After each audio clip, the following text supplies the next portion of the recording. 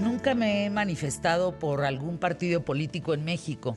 En realidad, en ese sentido les diría, pues ninguno me ha convencido al 100, pero sí me he manifestado a favor de personas en la política. ¿Por qué? Por su conocimiento, por la preparación, por la visión, por la gente que se rodea. Porque si tú eres un líder político y te rodeas de líderes en los distintos ramos, pues vas a hacer un gran equipo de trabajo. Por lo demás, los inútiles, corruptos, ignorantes, rateros, que se los metan a la cárcel ya, por donde que no caben en México. En ese sentido es lo que voy a decir en relación a Enrique de la Madrid. Y te lo digo y te lo he dicho, Enrique. Hoy eres director del Centro para el Futuro de las Ciudades, TEC de Monterrey. Pero yo no voy a olvidar como mexicana que cuando tú fuiste secretario de Turismo en México, por esta capacidad que tienes, por esta visión que tienes, por el cabildeo que hiciste, por donde te metiste, porque te metiste a las ferias más importantes, representamos a México de una manera al nivel de cualquiera del mundo, primer nivel, llegamos a ser, entraste tú siendo la posición 13 de México en el mundo, y cuando entregaste la Secretaría de Turismo, entregaste la posición número 6. Yo quiero ese México, Enrique. Yo quiero ese México de conocimiento, de capacidades, de esto, de poner a México en un lugar como ese. No es sencillo ser un sexto lugar, ¿no crees? No, no, no es nada sencillo. Primero, antes que nada, gracias, Fernanda, gracias por la oportunidad y como siempre por compartir con tu público generosamente. No es sencillo, pero también cuando tienes un país como el nuestro, con tantas fortalezas, con tantos activos, de lo que se trata, y me gustó esta expresión porque no soy yo, creo, al final del día se trata de liderar a líderes. O sea, hay mucho liderazgo en México, hay mucho liderazgo en los sectores productivos, en los sectores sociales, y lo que a veces se necesita es como tener una visión compartida, un a dónde vamos, y a cada quien darle su espacio y su oportunidad. Y yo creo que eso fue lo que ocurrió en el turismo. El turismo, bueno, bien, lleva años México de ser un país con ese enorme potencial, pero si logras trabajar de manera unida, en ese caso, con los empresarios, con otros compañeros del gobierno, con los estados, los municipios y los trabajadores, pues sí logras detonar pues ese sector turístico que es maravilloso. Pero así me imagino cada uno de los sectores productivos Claro. de la economía, Fernando. Sí, yo también lo pienso igual. Yo no creo en un régimen o en un sexenio de lealtades, sino en una administración pública de capacidades. La mejor en energía en México la tenemos, se llama Lourdes Melgar. Punto. Ella es una de las 5 nombradas por el MIT en el mundo como de las mejores. Pues ella tendría que ser secretaria de Energía. Y así el otro, y el otro, y el otro, y el otro, que sean expertos y que puedan potenciar para ser una administración de capacidades y no, evidentemente, de lealtades. Ahora, tú tienes propuestas hoy en día para que los ciudadanos podamos dialogar, conversar, conversatorios. Cuéntanos.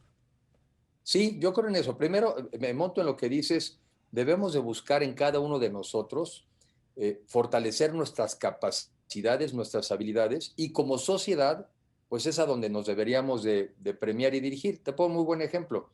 Tú no vas al médico más leal, quieres ir al médico más capaz, ¿no? Oye, este es súper leal y es amigo de la familia. ¿Y qué hace? No, pues es un matavivos, ¿no? No, pues ese no quiero ir, ese lo invitamos a las fiestas, pero no, en ese no ponemos nuestra salud.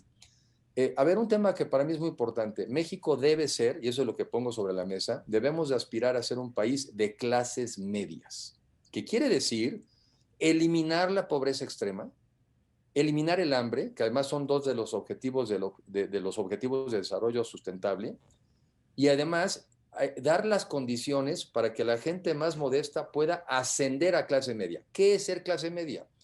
Pues que tengas un ingreso suficiente para que puedas tener una vivienda propia o rentada, que puedas comer 3 veces al día, sanamente, que puedas vestirte, que puedas tener acceso a servicios de educación y de salud, que vivas en ciudades o en el campo seguro y que también tengas oportunidades de esparcimiento.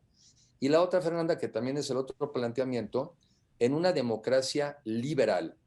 Porque ya también algunos han aprendido a que ganan la mayoría y después se dedican a limitar las libertades. Y no, necesitamos un país donde puedas pensar lo que quieras, decir lo que quieras, trabajar en lo que quieras, moverte por donde quieras. Entonces eso, un país de clases medias y un país de libertades. Yo creo que si en eso nos ponemos de acuerdo, entonces, la siguiente conversación es, ¿y cómo llegamos a eso? Yo a veces siento, Fernanda, que no nos hemos puesto los mexicanos ni siquiera de acuerdo a dónde vamos.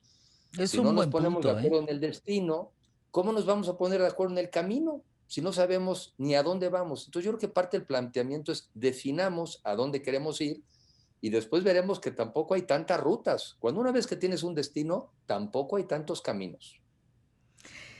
Ahora, ¿cómo conversar para un sentido? Es decir, creemos en la democracia, creemos en la libertad de expresión, creemos en la apertura, creemos en el conocimiento, en la globalización. ¿Cómo nos ponemos de acuerdo?